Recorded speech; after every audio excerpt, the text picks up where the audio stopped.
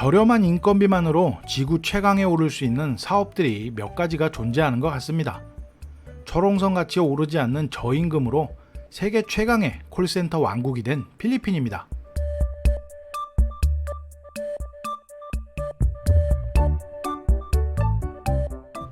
콜센터를 포함해서 데이터 입력, 소프트웨어 개발 등 사업에서 수행되는 각종 업무를 대신 처리하는 산업인데요. 2007년부터 해마다 20% 이상 성장하고 있었고, 마닐라뿐만 아니라 세부, 바탕가스 등 큰 도시들에도 다국적 콜센터가 무지막지하게 생겨나고 있는 걸 볼 수 있습니다. 2008년까지는 인도에 밀려서 2위였지만 2010년 인도를 누르고 세계 최대 BPO 시장으로 등극한 필리핀. 가장 중요한 이유는 역시나 저임금이겠죠. 여러 개발도상국에서 임금을 올리고 있지만 필리핀은 매년 아주 조금씩 올려서 많은 다국적 기업들이 선호하는 나라인데요. BPO 산업의 꽃은 콜센터라고 해도 과언이 아닙니다. 그래서 필리핀의 대도시에서는 정말 많은 사무실 빌딩들을 볼 수 있는데요. 저의 첫 마닐라 정착지인 이스트우드 시티, 주거타운이라고 알고 입주했지만 콘도 주변엔 오피스 빌딩들로 가득 찬 동네였죠.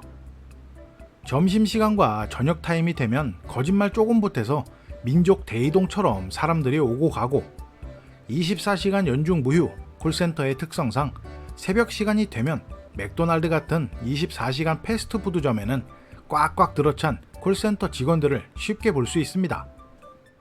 게다가 길거리에서 담배 피우는 콜센터 직원들 때문에 담배 연기가 17층 콘도였던 제 방까지 올라왔던 기억이 있을 만큼 대단했었는데요. 저도 처음엔 필리핀에 왔을 때 조금 의아해했습니다. 보통 필리핀 사람들이 JP 모건 체이스 같은 세계적인 회사에서 사무직으로 일하는 모습은 상상하지 못했었거든요. 알고 보니 거의 대부분은 콜센터 직원이더라고요.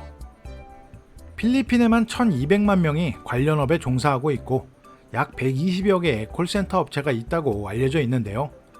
프랑스 BPO 업체인 텔레퍼포먼스는 분쟁 지역인 필리핀 남쪽 민다나오에도 사무실을 개설했다고 하고 약 4만 명이 넘는 현지 인력을 고용하고 있다고 합니다.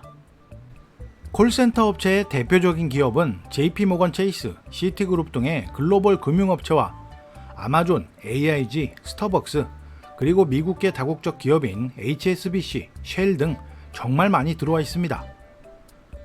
관광지에는 그다지 많이 보이진 않지만 보니파시오, 마카티, 이스트우드, 올티가스 등의 마닐라 대표 도시에는 콜센터와 주거용 콘도가 합쳐진 도시라고 해도 과언이 아니라고 생각될 만큼 필리핀 중소도시 전역에 퍼져 있습니다. 첫 번째 이유는 저임금. 콜센터 산업의 중심지였던 인도가 지난 5년간 임금이 50% 정도 상승을 해서 필리핀이 주목받은 것인데요.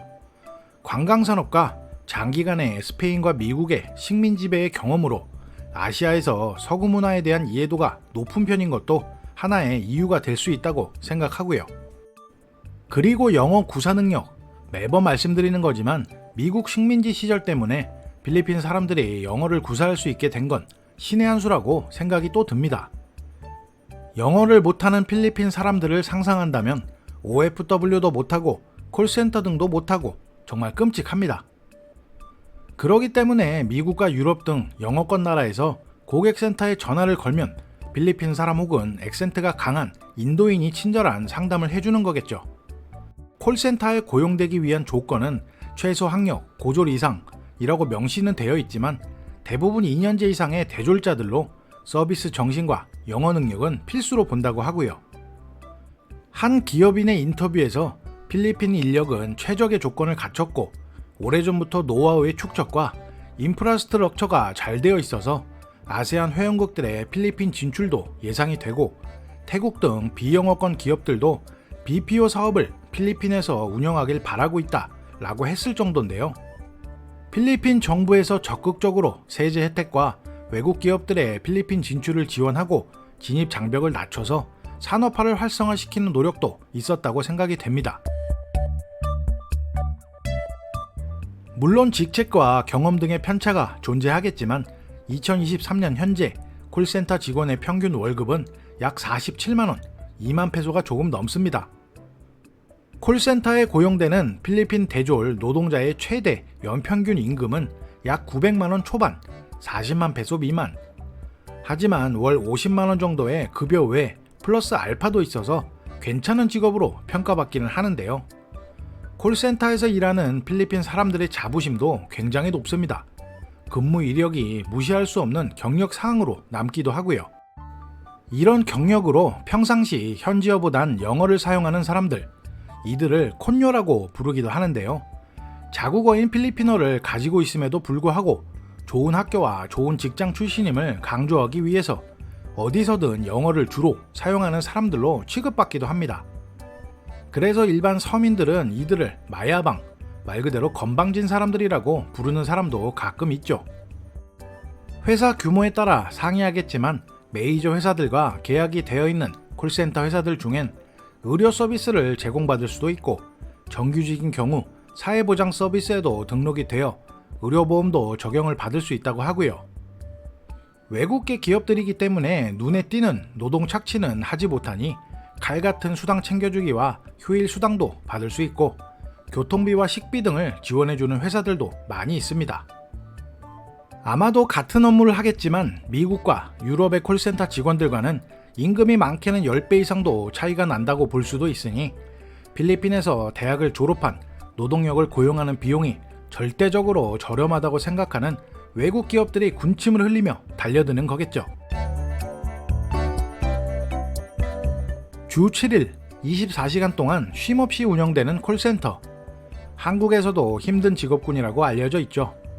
JP모건이나 AT&T 등 공용기업들은 회사의 네임밸류 때문에 수당과 교통비, 식비 등 복지와 근무 환경에 관해 문제없이 만들겠지만 규모가 작은 회사들이 많아서 문제도 많이 발생한다고 하는데요.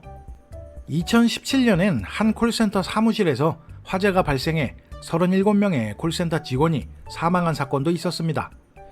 당연히 안전 규정이 지켜지지 않은 열악한 환경에서 근무하다가 사고를 당한 거죠. 콜센터 직원의 업무는 주로 3교대라고 알려져 있는데요. 불규칙한 생활 패턴으로 스트레스와 수면 장애 등 힘든 부분들을 음주나 기타 등등으로 스트레스를 해소하겠지만 콜센터 직원들의 최애 스트레스 해소 수단은 흡연이라고 알려져 있습니다. 현재 필리핀 마닐라의 대부분의 도시는 금연 지역이 대부분입니다. 지정구역이 아닌 곳에서 담배 피다 걸리면 이마에 티켓이 바로 날아오죠.